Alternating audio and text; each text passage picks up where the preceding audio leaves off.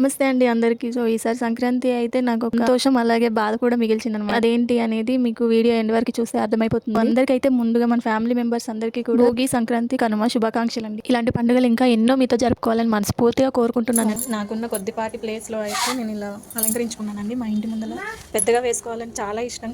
మేము ఉండేదైతే individual house కాదండి. So, ఇంటి ముందలైతే కొంచెమే ఉంటుంది ప్లేస్. దాన్నే ఇలా అలంకరించుకున్నాను.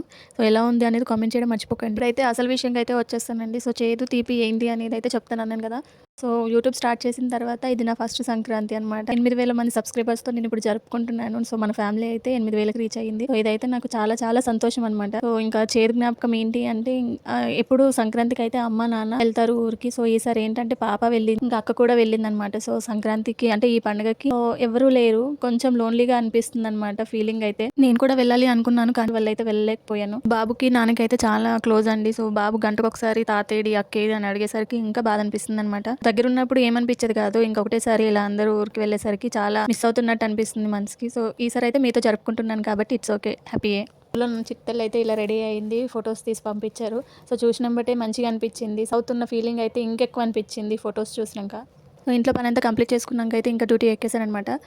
ఇంకా పండుగ రోజు ఒకటైనా కుట్టాలి అనేది ఆయనకి నాకు సెంటిమెంట్. సో, నేను చేసినా చేయకపోయినా ఆయన మాత్రం ఖచ్చితంగా